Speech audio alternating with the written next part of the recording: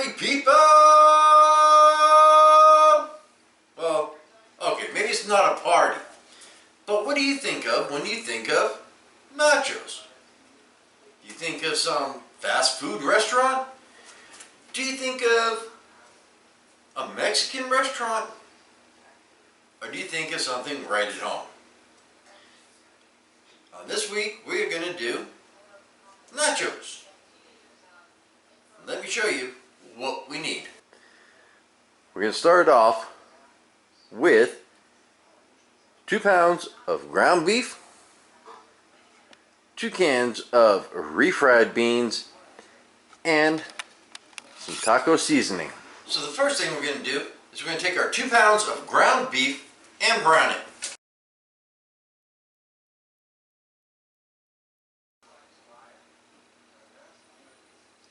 And you can see we're going to start the timer now.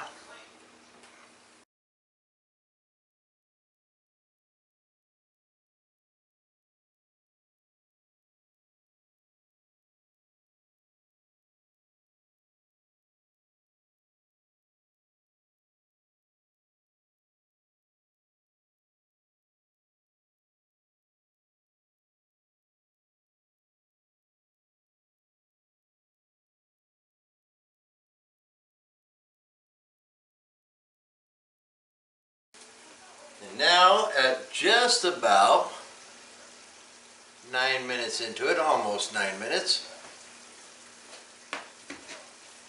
you can see how lovely and brown this meat is. You can also see what's left of the fat.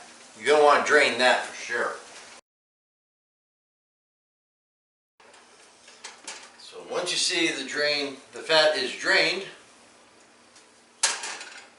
then that is when you really get to work. You take your 2 packs of taco seasoning, 1 pack per pound of ground beef.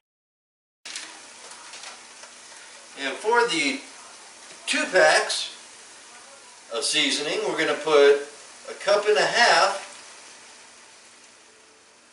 which also equates to 3/4 cup of water per pack of seasoning. Mix it in real good, because we're not quite done with this yet. You're also going to want to reduce your heat to just under half, because you're not going to want the liquid to cook off too quickly, so this way it can seep into that ground beef that you have just browned. While all that's going on, this is a good time to take your 2 cans of refried beans. I choose to do it at the same time and out of a can rather than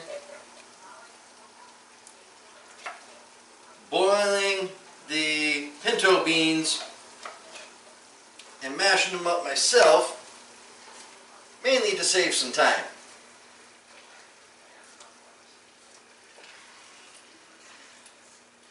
And you're going to see this thicken up very well once we have both cans in and mixed in.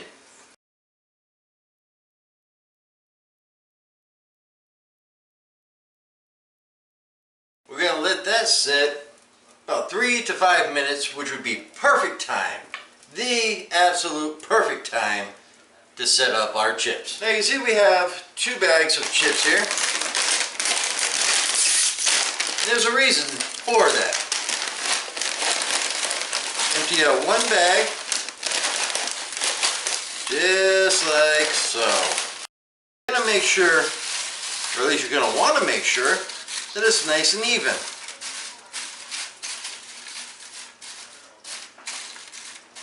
Like so. A little bit over here. And what you're going to do is throw a little bit of your meat mixture throughout the chips. You can see how much it's thickened up as it is simmered. Wait till you see what we're going to do with this. It's almost like a lasagna because I'm going to layer it. I said we're going to layer it, right? With that, you're going to put the rest of your meat and refried bean mix on top of it. A second layer of cheese. And as you can see, we are now up to about 21 minutes. Just over 21, about 22 minutes. And we're going to put it in the oven just to melt the cheese out a little bit. So while that's going on, what I'm going to show you is, first of all,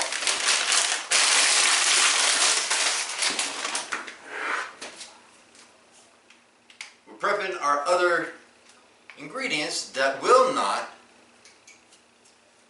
be warmed up. You have sour cream, black olives, and jalapeno. After just a few minutes, as I said,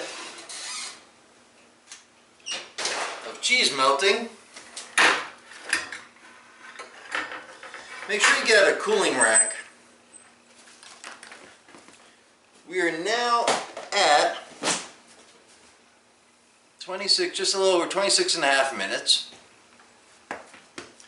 This is where the artisanal part starts. Now first, what you're going to do is grab yourself a tablespoon and dollop a few dollops of sour cream. Next, as part of your artistic style, grab yourself some black olives. I'm choosing 3 cans. Folks who know me from another YouTube channel, y'all know how much I like to kid and joke around. Now probably one of the biggest things you're going to want to do in the final steps is you want to give yourself enough time to allow your dish to cool off. The last ingredient that we're going to put on will be our jalapeno. Now all of these little toppings is add to your personal liking. You don't have to use the full 3 cans, you don't have to use a full jar of jalapeno. As you can see, I'm definitely not. In less than a half an hour, you've got a fresh set of nachos. Eat them by yourself or with the family. Now if you want to reduce the recipe that you've seen here tonight, please feel free. One thing you got to remember about me is that I am 6 feet tall, 230 pounds, all right there. Everything is done proportionately, so do it to the way that you like it.